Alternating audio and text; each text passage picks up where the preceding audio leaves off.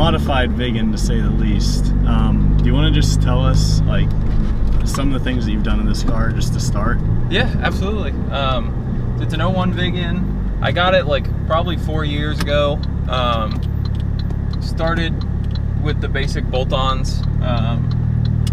Ended up doing a built motor and a 19T. That wasn't enough, so decided to turn it up and did a fully built motor, rods, pistons with a big GTX 3071R turbo. So what kind of exhaust do you have on yours? I know some of it was custom made by Krona. Do you want to like, you know, just talk about that a little bit? Yeah, full 3-inch catless turbo back exhausts. It's got a single resonator and single muffler. So far it hasn't been too droney. It's pretty bearable just cruising around, but it's got that nice throaty tone when you get on it.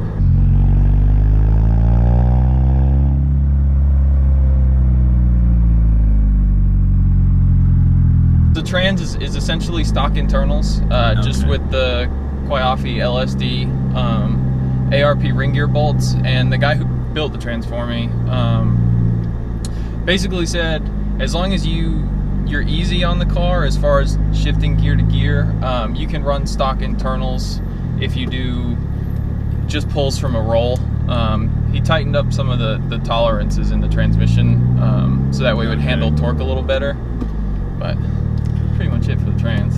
So I'm guessing it's still its torque steer is probably much more than, you know, a normal Viggen. Yeah, right? even with the limited slip, at this power level, it does have some torque steer. It definitely wants to move lanes sometimes, but it does track straighter. And now that I can get both wheels spinning at the same time, that's more fun too. Yeah, I also noticed your brakes are not stock Viggen Nope. brakes. So what are they? So I bought the 4-piston radial mount 330 millimeter floating disc setup from Abbott Racing in England. Okay. Definitely it's a good contender for my favorite upgrade so far. They look really nice too. Oh, thank you. It didn't necessarily change, you know, stopping distance or anything, but the car brakes well for so much longer. They just don't get hot as the stock ones do. So fade is pretty much gone.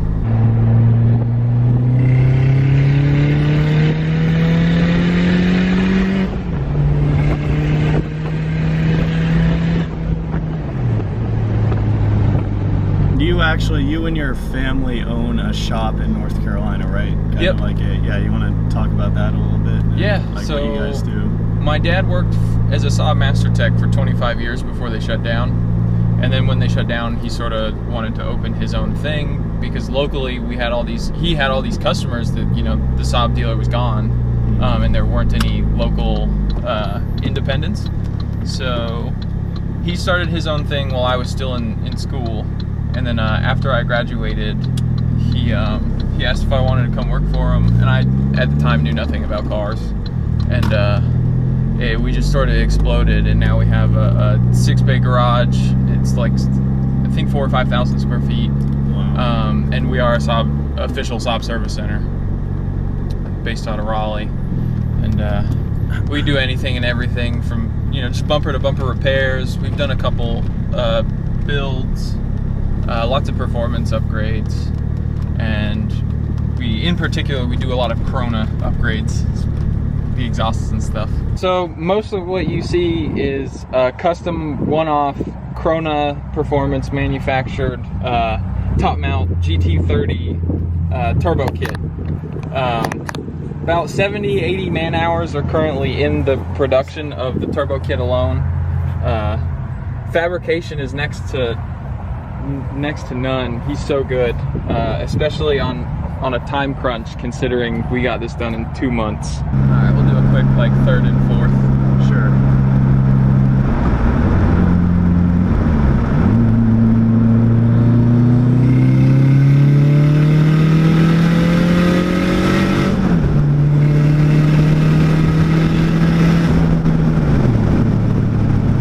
Not too bad. Yeah, not especially considering it's still low boost. So I was gonna say, do you know? Well, I'm sure you know how many pounds of boost you're running right now.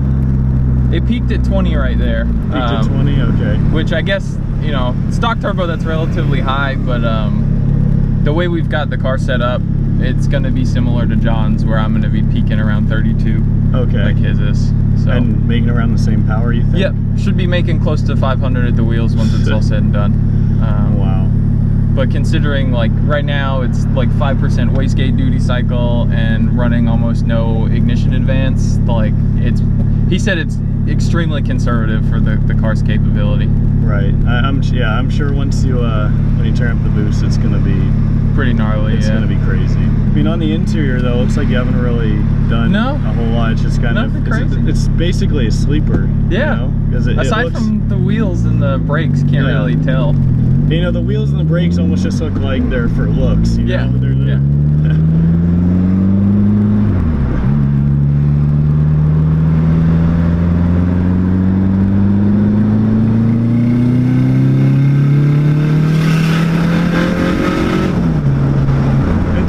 Torquester, I'm sure you're grabbing on the wheel pretty hard, but it's not like it doesn't seem like you're fighting the wheel. Yeah. The limited slip definitely has helped. Right. Everything that's been, I mean, it's as far as accessories, I guess, you know, intercooler, turbo, manifold, downpipe, intake. Yep, got that custom Krona intake on there. A couple other, nothing too crazy. I mean, I'm still like factory charge pipes and the intercooler hoses they're still stock. The only thing is, like, you know, it's really loud when the wastegate opens. So we left room for that screamer pipe to be plumbed back into the exhaust, so that way it's, you know, if I didn't want it as loud, it'd be easy to make it not quite as obnoxious. But you want it loud. I do, exactly. Okay, yeah, I was gonna say. But so I've got a couple friends that have done some big turbo screamer pipe stuff, and they were like, yeah, it's cool for the first couple months, and then you're gonna hate it. And so they were just like, leave some room for it. There we go. All it does is spin. Second gear is useless.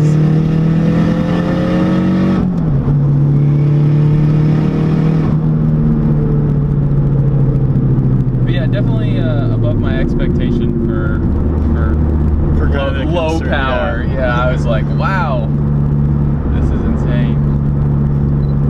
I think the torque steer in the front wheel drive just makes it like all the more fun. Yeah, and yeah, hard to drive. I'm sure once you turn it up, you're gonna have a couple scary moments. I'm sure. But that was the biggest worry. With, like, the turbo and the motor weren't the issue. I knew I could get that done. Here's the transmissions. With the F35 and F25 transmissions, you need you don't need them, but there's a special set of factory Saab tools that makes disassembling like the case and the gear set super easy, and I don't have them. And then especially doing, I guess, like a modified transmission, I kind of wanted to leave that up to someone who's done it, so I went out to Steven to have him do that.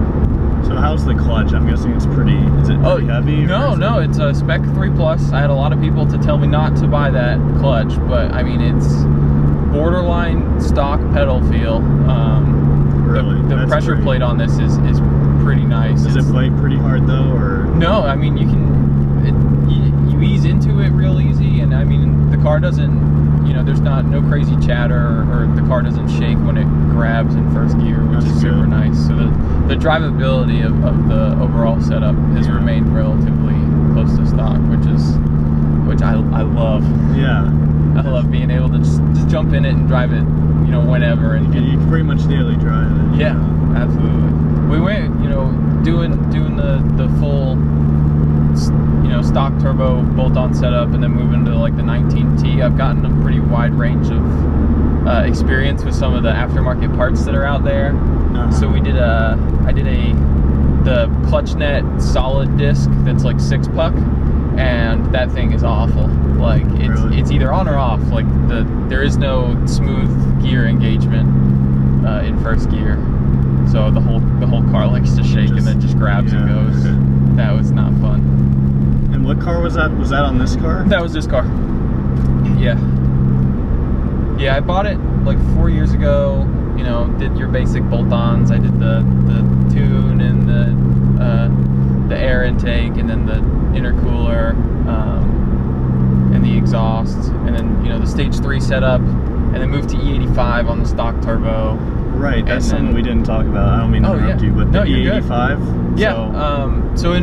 For me, it makes sense. Living in Raleigh, you got a lot of E85. There's 32 local stations. There is one in the entire Phoenix area. It's about an hour from my house. So I'm like, if I ever did want to do that with the Turbo X or, you know, any of my cars, it's like, I can't. You know, it's just not practical. Yeah. But anyways. Totally agree. So E85, and it's like almost full E85. It's not like flex fuel. It's kind of like. So I guess it really depends on the area you're in.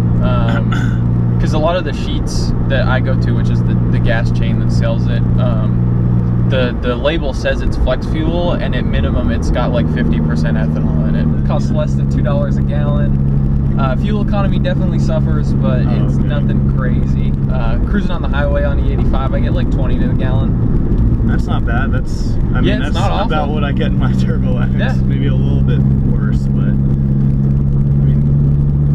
Plus, you know, it's like $1 cheaper per gallon, like you said. So it sort of balances out your dollar per mile.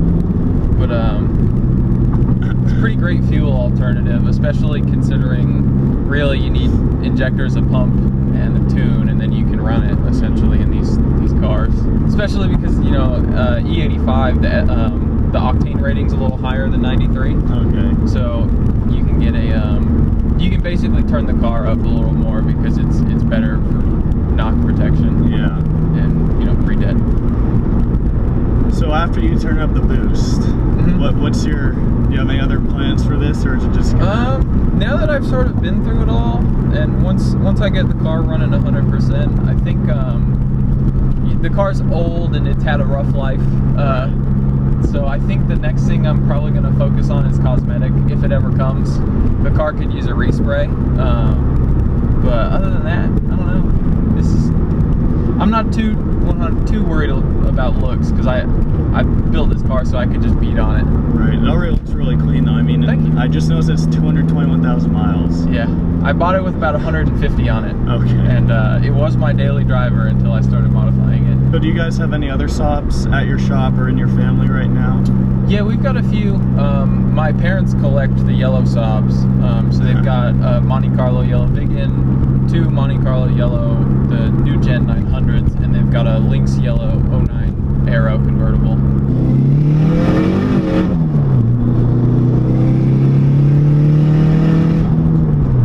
Could feel it fighting you there a little bit. A little bit.